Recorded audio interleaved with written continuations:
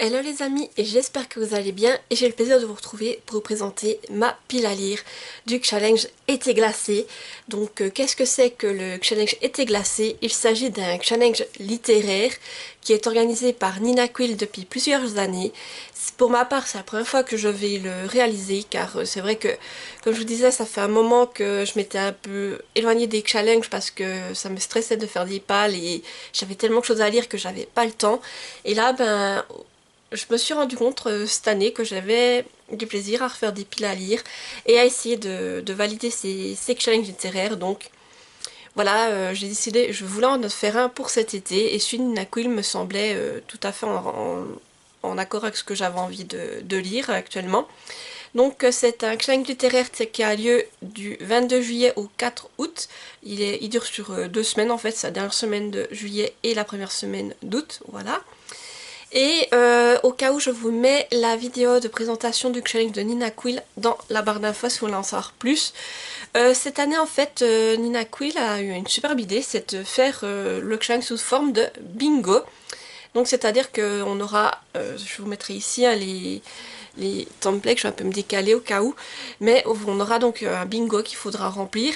Et en fait chaque fois qu'on validera une case du bingo ça fera un point et si on fait un bingo, donc une ligne horizontale, verticale, en diagonale, ça fait 5 points en plus.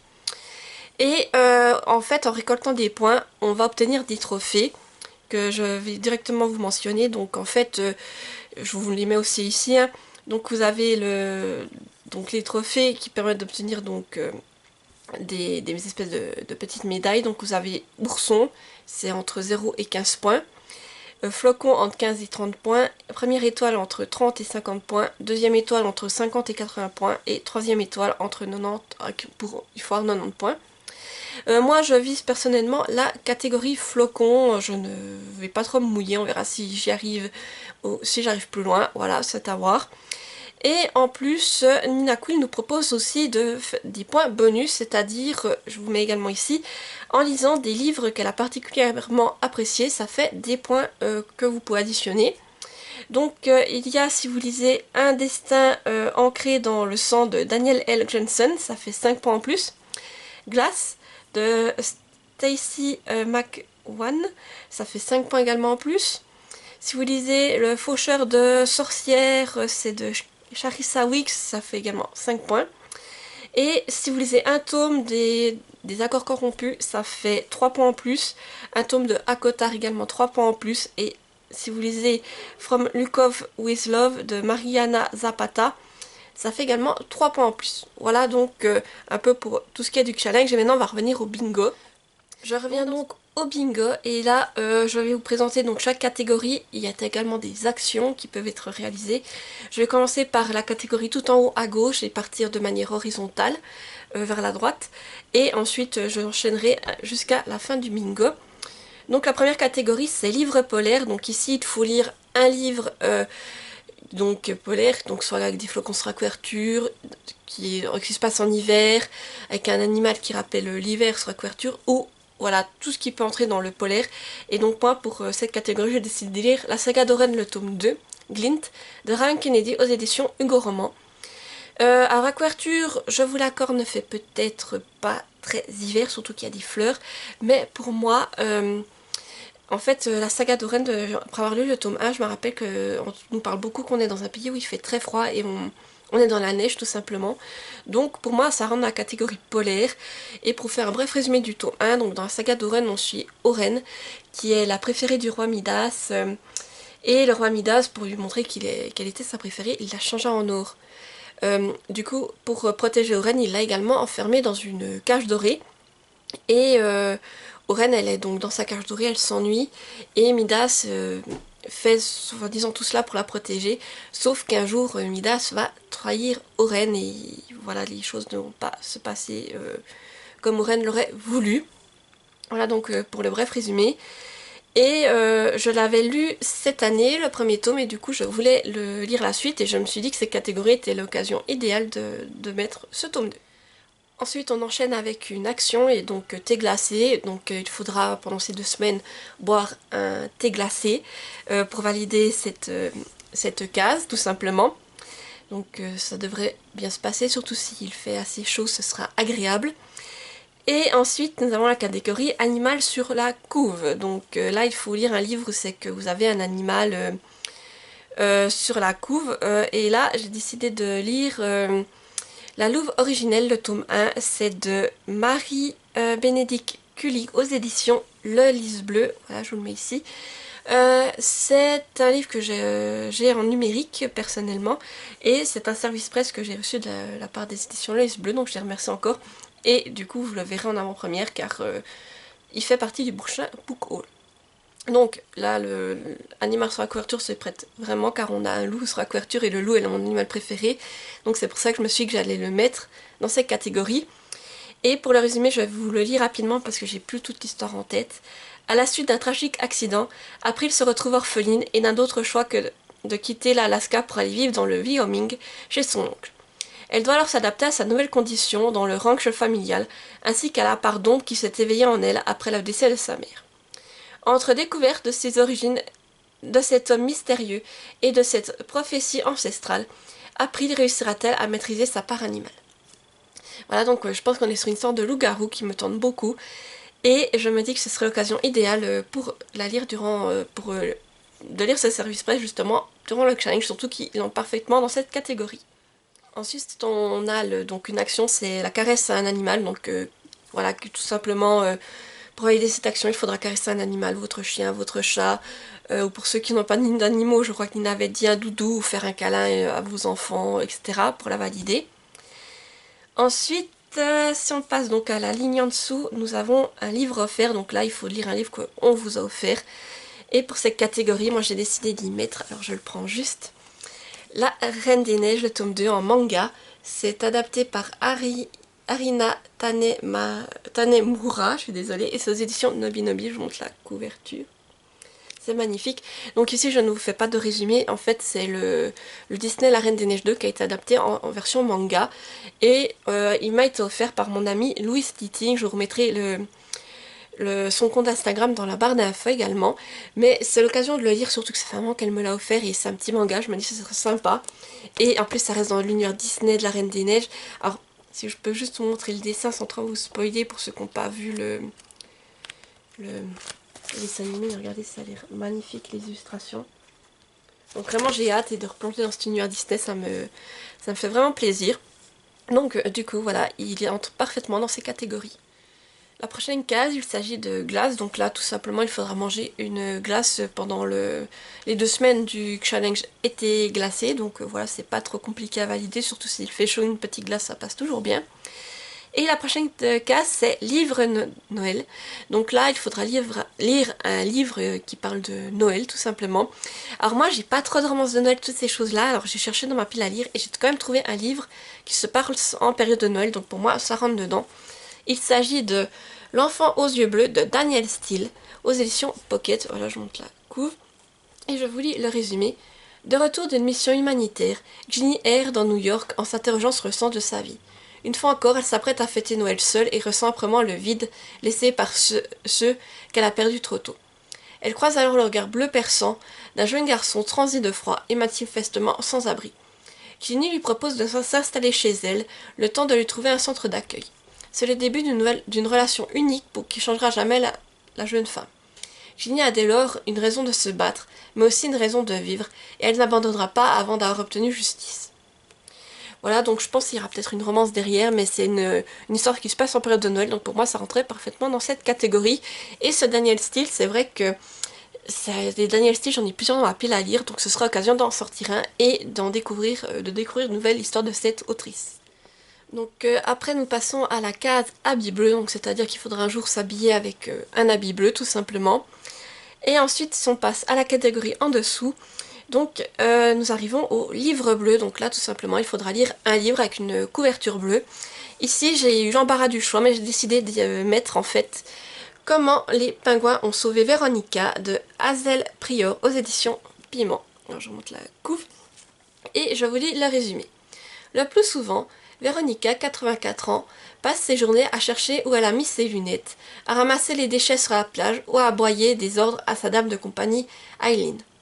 Depuis peu, la vieille dame s'interroge. Que faire d'utile durant les années qui lui restent et surtout, à qui laisser sa fortune inconsidérable?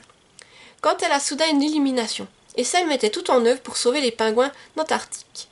L'irruption dans sa vie de Patrick, un petit-fils disparu, orphelin à 6 ans après le suicide de sa mère, va tout changer. Comme deux animaux sauvages, et ils vont devoir s'apprivoiser au milieu des icebergs.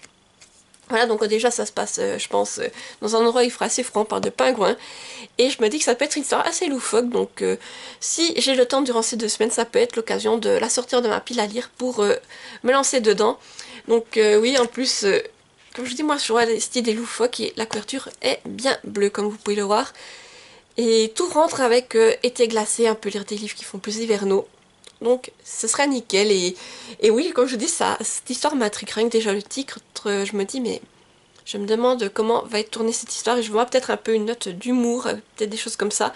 Je peux totalement me tromper mais je pense que ça peut être une lecture un peu, comment dire, feel good qui va peut-être bien passer.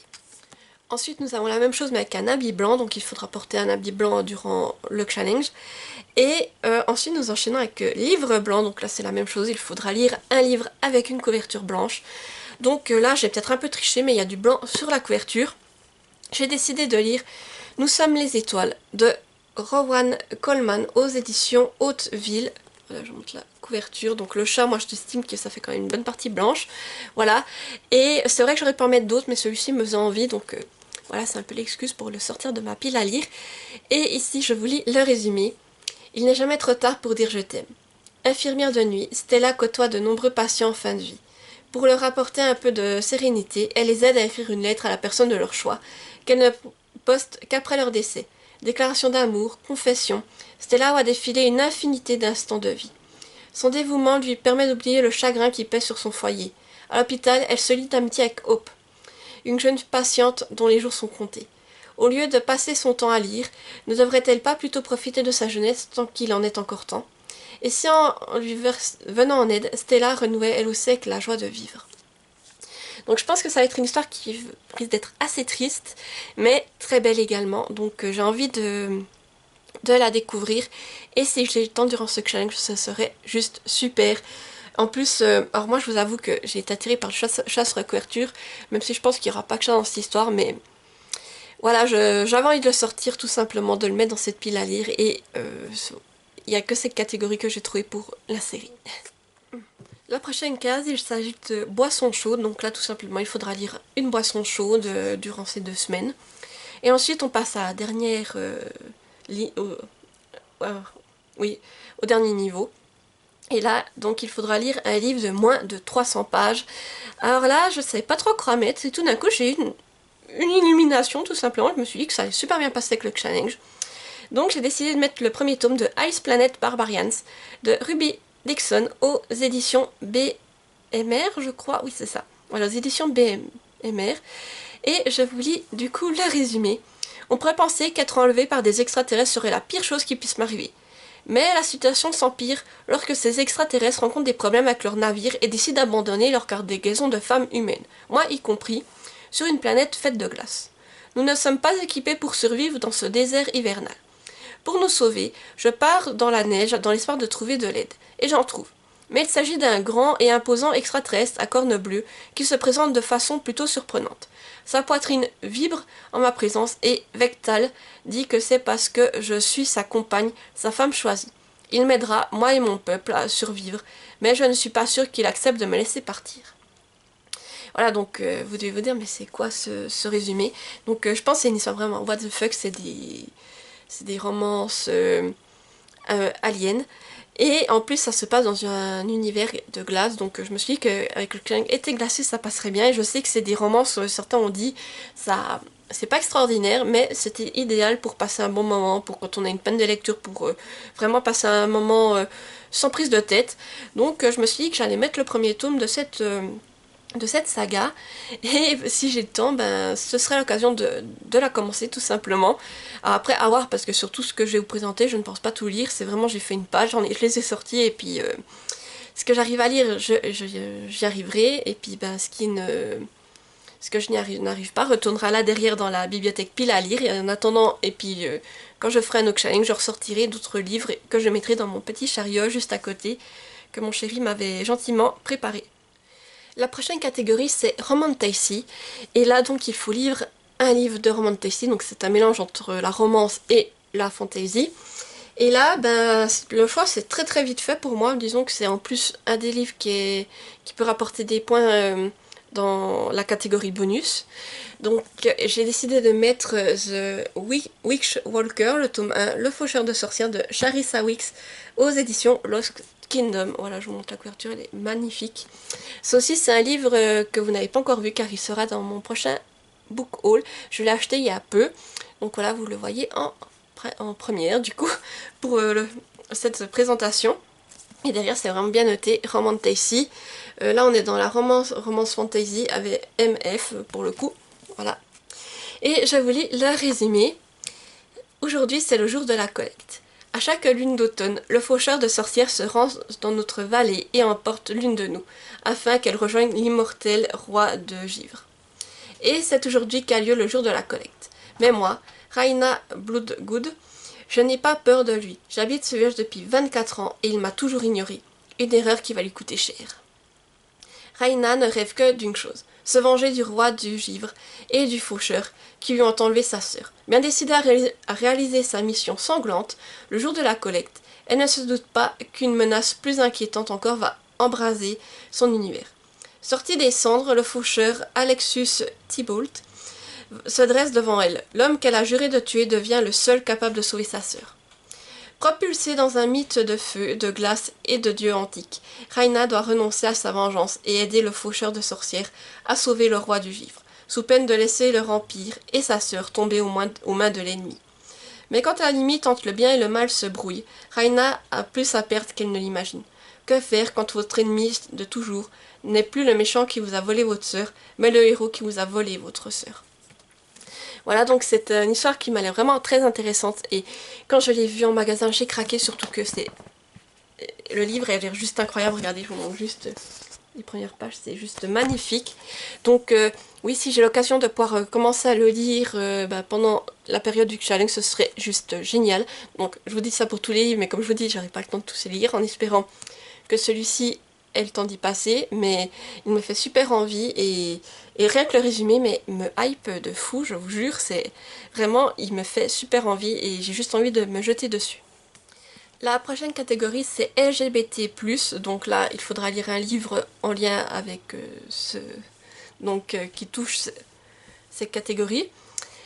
Et moi je vous avoue que j'ai eu pas mal de mal à trouver quelque chose qui pourrait correspondre et finalement je me suis rabattue en fait sur un auteur qui je sais écrit beaucoup sur ce sujet.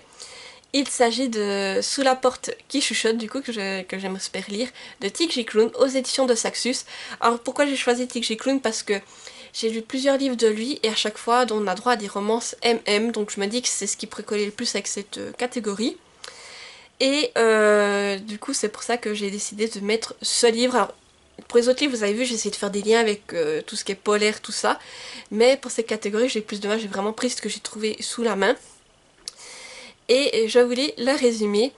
Wallace Price n'est pas que ce que l'on peut appeler un personnage sympathique. Loin de là même. Vous ne pleurez sûrement pas en apprenant qu'il vient de mourir. Mais lorsqu'une femme se présentant comme une faucheuse vient le chercher à ses propres funérailles, Wallace a du mal à accepter son funeste destin. Au lieu de le conduire vers l'au-delà, la faucheuse l'emmène dans un petit village où se trouve un stand de thé, pas comme les autres. Hugo, le patron de l'établissement, y aide les âmes à passer de l'autre côté. Wallace n'est absolument pas prêt à abandonner la vie qu'il a à peine vécue, et avec l'aide d'Hugo, il découvre enfin ce qui lui a manqué dans le passé. Mais un jour, le directeur, un être mystérieux et puissant, annonce à Wallace qu'il devra effectuer dans une semaine la traversée vers le monde des morts.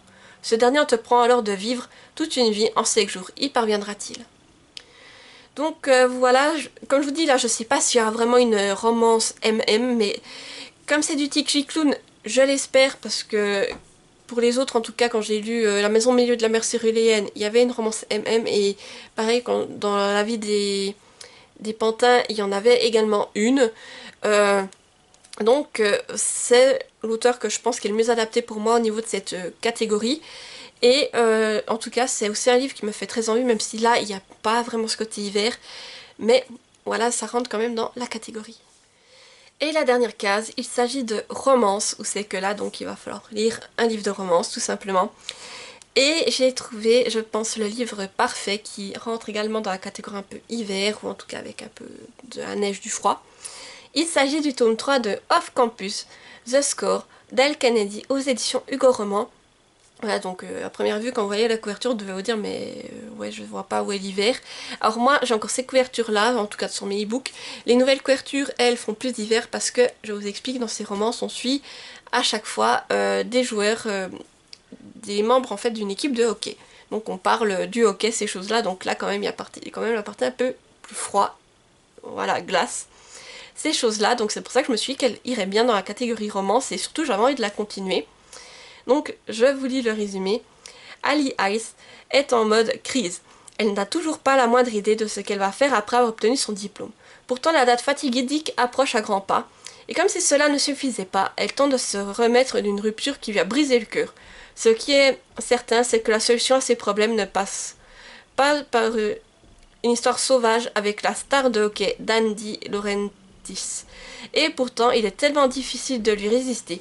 Mais elle a décidé que même si son avenir est incertain, une chose est sûre, elle ne sera pas le prochain coup d'un soir du hockeyeur. Il va falloir qu'il en fasse un peu plus que d'habitude pour la faire céder. Dan obtient toujours ce qu'il veut. Des filles, des bonnes notes, des filles, la gloire, des filles. C'est un homme à femme. Et il n'a jamais rencontré une fille qui reste insensible à son charme, jusqu'à Ali. Et une nuit, la blonde fougueuse a fait basculer son petit monde. Et elle lui dit qu'elle veut être son amie. Non, c'est lui qui décide du déroulement des choses. Et il n'est pas prêt à bousculer sa façon de vivre. Cette fille-là va faire tourner la tête du volage d'Anne, au point qu'il se demande s'il n'est pas temps d'arrêter d'enchaîner les amourettes pour se jeter dans le grand amour. Donc voilà, une romance qui me ferait plaisir de continuer, et qui donc et ça, voilà, ça fait 2 ans que justement je lis un tome par année, donc ce serait l'occasion de justement enchaîner avec le tome 3 pour cette année. Et du coup, ben, comme je vous dis, ça irait bien pour ce challenge. Voilà, j'arrive au bout de cette grille de bingo. J'espère que ça vous aura plu de découvrir ma pile à lire. N'hésitez pas à me dire en commentaire si aussi vous participez au challenge, quel livre vous avez mis dans chacune des catégories. Est-ce que nous avons des livres en commun éventuellement? Sinon, si vous êtes trop timide pour laisser un commentaire, mais que vous voulez juste dire que vous êtes passé par là, mettez-moi un petit emoji. Là, comme on parle du challenge été glacé, vous pouvez me mettre un emoji soit en lien avec l'hiver ou avec la chaleur qui correspond, ou si vous trouvez le petit symbole thé glacé, vous savez, quelque chose, une boisson rafraîchissante, quelque chose comme ça. Sinon, n'hésitez pas à me mettre un petit pouce en l'air pour me soutenir, activer la petite cloche pour ne pas rater mes prochaines vidéos et à vous abonner, c'est le plus important. Et encore une autre petite anecdote, on ne le voit pas trop mais j'avais mis ce petit pull, je sais pas si ça soit trop, oui ce pull là, car en fait je vous explique la petite anecdote. En fait, quand je l'ai acheté, moi je pensais que c'était des flocons parce que vu de loin, on pourrait croire que c'était des flocons, sauf que là quand je l'ai sorti en me disant bah tiens je vais mettre ce pull-ci, ça fait été et c'est des flocons. Je me suis rendu compte en fait que c'était pas des flocons, c'est des feuilles un peu oui des feuilles en fait de liège ou je sais pas vraiment, mais et je me suis dit ah bah zut, en fait c'est pas des flocons. Je me suis dit bon bah tant pis, de loin on peut croire que c'est des flocons, donc voilà. Comme moi je me suis fait avoir, je me suis dit tu le mets quand même en se disant bah voilà c'est des flocons. Alors qu'en fait, c'en est pas du tout, et je ce pull depuis un moment, et je viens de me rendre compte seulement maintenant que ce n'était pas en fait des flocons qui étaient dessus. Voilà, vous vous rendez compte? Voilà, du coup, pour la petite anecdote. Sur ce, je vous dis à bientôt pour une nouvelle vidéo, et portez-vous bien. Bye bye!